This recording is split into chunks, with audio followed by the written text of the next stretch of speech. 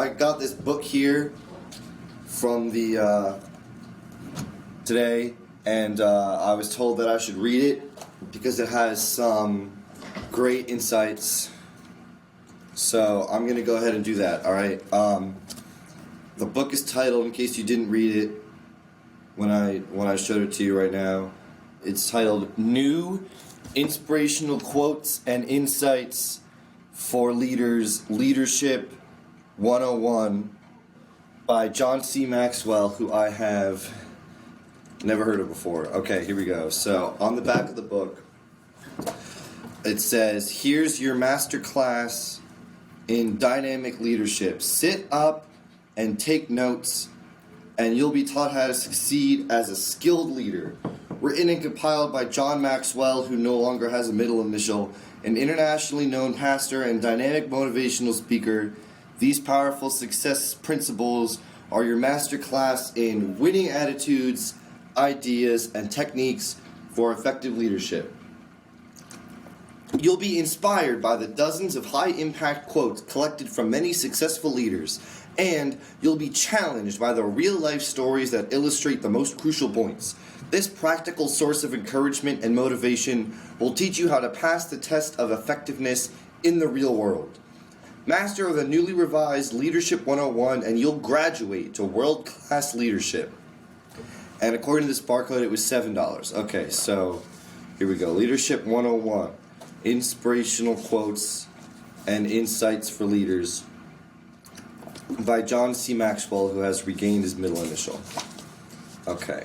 Introduction. Leaders are readers. Even those who don't read widely, read wisely. They often clip out articles and quotes to file for future use, which has been a practice of mine for nearly 30 years. Over the years, I have often been asked to share my quote collection. Leadership 101 is my attempt to fulfill those requests for material, specifically on the subject of leadership. Long ago, I learned that if you want to quote a leader, you must note like a leader. In this book, you will find some great material, so start filing. And it's signed John Maxwell, who has once again lost his middle initial. Okay, here we go. So the first quote is, "Leadership is influence." And this is a quote by John Maxwell, who has once again lost his middle initial.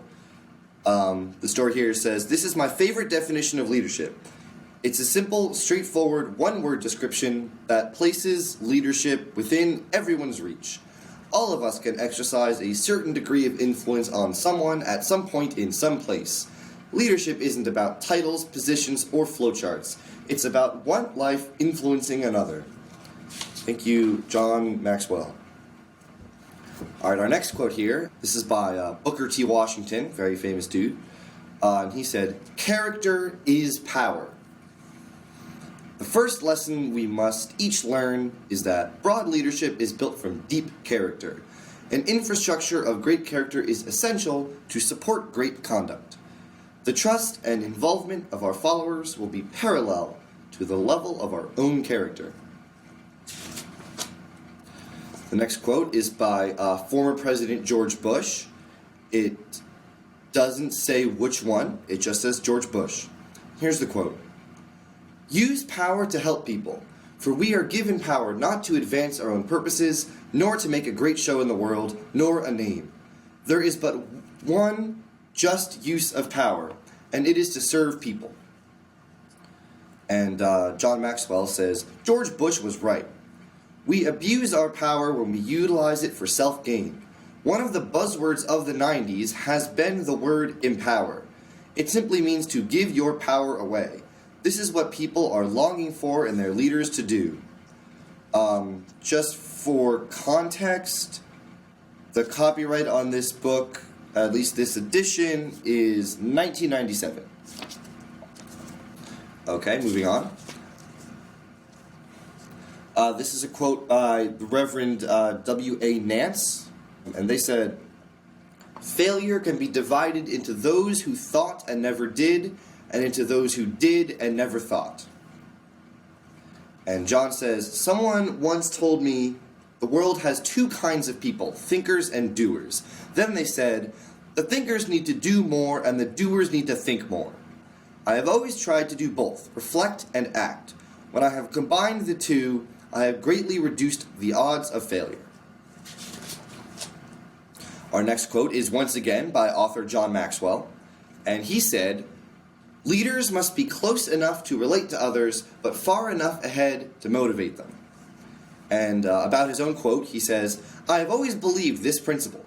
It beautifully combines the necessity of both relationship and vision. I must live with the people to understand them and earn their trust. However, I am only their buddy if that's all I do. This quote is by Warren G. Bennis, and he said, leadership is the capacity to translate vision into reality. John Maxwell said, most of us learn the hard way that leadership is not merely having a vision. Anyone can dream. Effective leadership is knowing how to lay down the action steps for yourself and the organization so that the vision can be realized. This requires us to be practical and to understand the process along the way.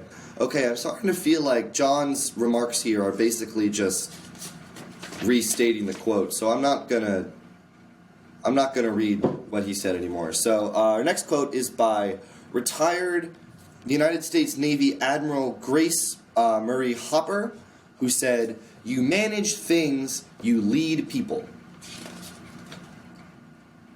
This one is not attributed to anyone.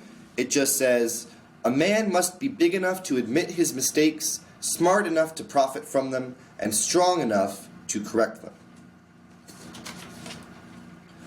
This one is by Bill Cosby. Once again, this was published in 1997. And Mr. Cosby said, I don't know the key to success, but the key to failure is trying to please everybody. Okay, that quote didn't age well. Okay, so this is a quote by Charles Tremendous Jones, who has a tremendous name. And he said, you are the same today that you are going to be 5 years from now, except for two things: the people with whom you associate and the books you read. Our next quote is by GE President Charles Wilson, who said, no matter what size the bottle, the cream always came to the top. Which is a very interesting quote, if I do say so myself. Our next one is once again unattributed. It merely says, a ship in a harbor is safe, but that is not what ships were built for. I actually have heard this quote before. I do like it. I'm a fan of that quote. I think I've seen it attributed before. Let me see if I can find who said this. Because I'm pretty sure I've seen that to... Yeah, here we go. QuoteInvestigator.com says that first appeared in 1928 in a collection of sayings titled Salt from My Attic, written by John A. Shred, who has an amazing name. But it was a book of aphorisms and doesn't appear to have been authored originally by him, so it looks like we actually don't really know where it came from. He said he attributed it to President Roosevelt, meaning President Theodore Roosevelt at the time. But that's pretty much all they know. That's interesting. Okay, moving on. This quote says, you can have brilliant ideas, but you can't get them across. Your ideas won't get you anywhere. And this is by Lee Iacocca. Okay, our next quote is by Henry Ford, very famous person who did things that made him famous, and he said, asking who ought to be the boss is like asking who ought to be the tenor in the quartet. Obviously, the man who can sing tenor. That seems like a very safe quote for the CEO of a company to say. Our next quote is by famous author Ralph Waldo Emerson. Good old RWE. He said, nothing great was ever achieved without enthusiasm. Our next quote is by, as I just mentioned, President Theodore Roosevelt. He said, the best executive is the one who has sense enough to pick good men to do what he wants done, and self-restraint enough to keep from meddling with them while they do it. Now, I do strongly agree with that one. I think that's a good quote. I think President Theo was a pretty good dude. All right, next quote's by Charles Galloway. He says, "The single most important factor in determining the climate of an organization is the top executive." Okay. P.T. Forsyth said, "You must live with people to know their problems." This is I just read that one, didn't I?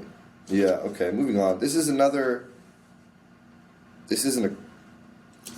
quote. This book's formatting is weird. Okay, we got another one from Henry Ford. He said, "Failure is the opportunity to begin again more intelligently." Okay. Thomas Edison said, "Show me a thoroughly satisfied man and I will show you a failure." Okay. J.C. Penney, the person, not the business, said, "I will have no man work for me who has not the capacity to become a partner." Andrew Carnegie's tombstone, and it specifies, Andrew Carnegie's tombstone says, "Here lies a man who knew how to enlist the service of better men than himself." Branch Rickey said, "Luck is the residue of design." Eugene F. Ware says, "All glory comes from daring to begin."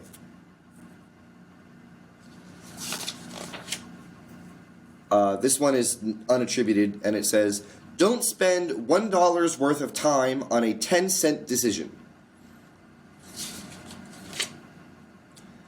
President Thomas Jefferson said, "Nothing gives one person so much advantage over another as to remain always cool and unruffled under all circumstances."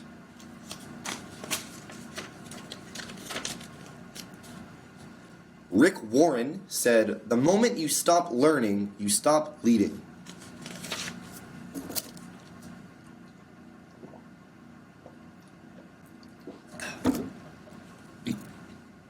This one is unattributed. It says, "A person who is successful has simply formed the habit of doing things that unsuccessful people will not do."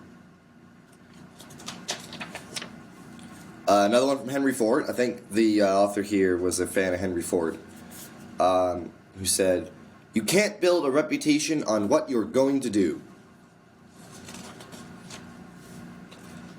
John D. Rockefeller Jr., who, as many of you are probably aware, was at one point the richest man in the world, said, "If you want to succeed, you should strike out on new paths rather than travel the worn paths of accepted success."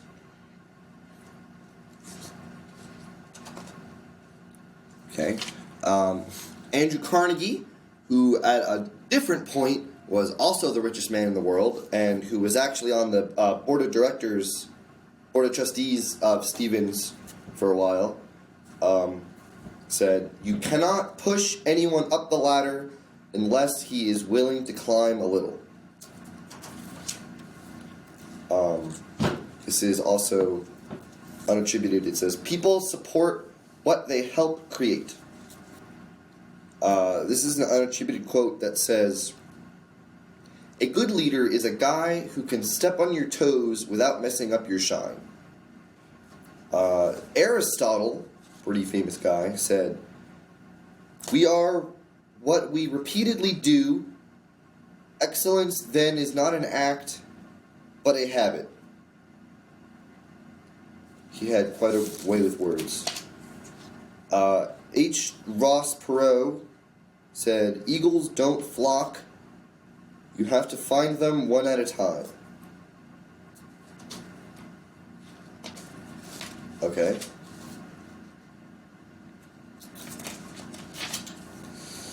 Stephen Jobs said, "Be a yardstick of quality. Some people aren't used to an environment where excellence is expected." And they really cite him as Stephen Jobs, okay.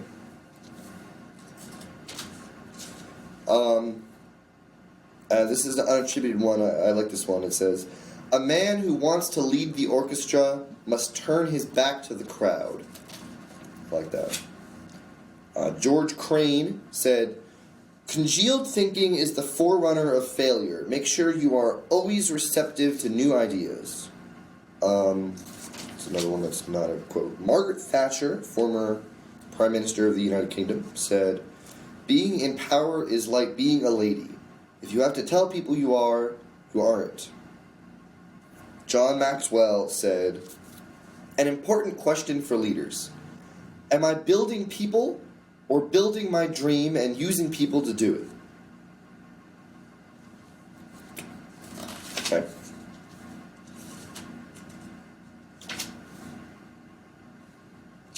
There's a lot of reflection. Okay, another one from Andrew Carnegie, who actually has a building named after him on at Stevens. He said, "No man will make a great leader who wants to do it all himself or to get all the credit for doing it."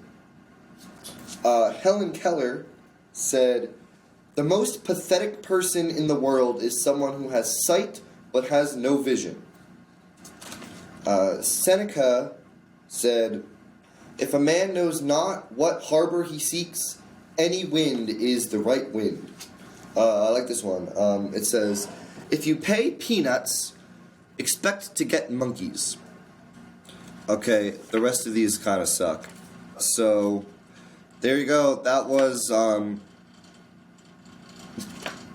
new inspirational quotes and insights for leaders, Leadership 101 by John C. Maxwell, or potentially John Maxwell without a C. Okay, thank you.